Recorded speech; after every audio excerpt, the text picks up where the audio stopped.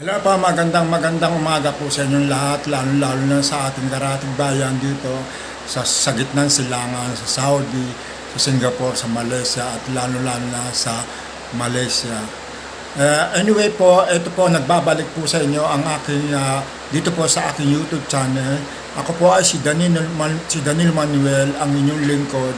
Sana po ay lagi niyo po tayong makapagsubaybay sa mga YouTube channel na katulad ko sa mga balitang nangyayari dito sa ating administration yung nakaraan at sa ngayon, at kung ano ang magandang administrasyon sa mga nakaraan at sa ngayon. Sa palagay ko ay ating tatalakayin ngayon ang hearing na tungkol kay Jimmy Guban. Nako, ang laking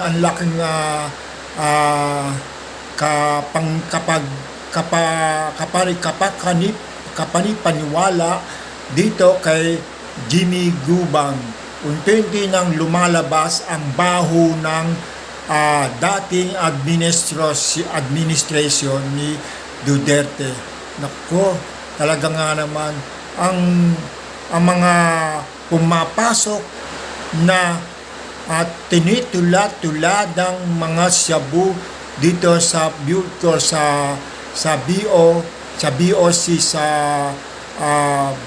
Bureau of Costume na nangyayari dito sa ating bansa. Ito palang mga first family, ikumpara mo sa first family ng administration. Biro mo, ito palang first family ng nakaraan kay administration ni Digong.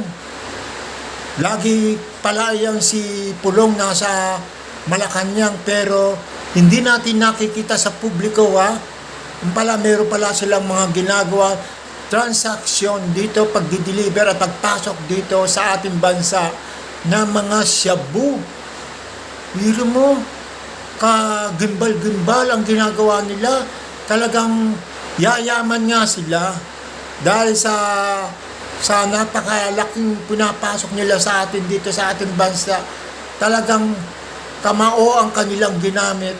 Talagang nga naman si Digong, ang husay mo, Digong, na nabudol mo kami talagang sa paggawa mo ng eksena dito bilang isang presidente.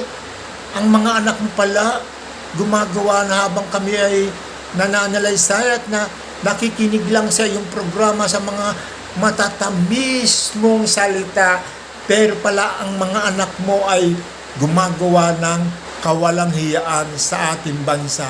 Kaya pala ang sabi mo, war and drug, pero kayo pala ang nagpapapasok ng mga drugs dito sa ating bansa. Nakakagulat kayo, Digong. Ang husay ninyong gumawa ng eksena, puro kayo mga banat bay. Puro kayo banat ang banat. Ang gagaling. Tignan mo nga naman. Ang pala naman ang pinapasok yung mga kalakal na shabu. Diyan niya pa pinapasok sismen sa bilog niya. Kaya pala ikaw pumunta ka lang doon sa Bureau sa costume, na sandali ka lang nagpunta tapos umalis ka na. Alam mo na pala yan. Ikaw naman si Digong, mapagawa ka ng istorya. Utang ina, hayop ka, Digong ka. Ikaw pala ang promotor. Kayo pala ang mga nagpapapasok ng shabu. Yung anak mo nga si Pulong, kaya pala kayo yung mayaman. Pati yung asawa ni Sara Duterte. Grabe grabe yung mga kung di pa ito lumabas si Jimmy Guban sa hearing, at ang husay talaga ng mga kongreso.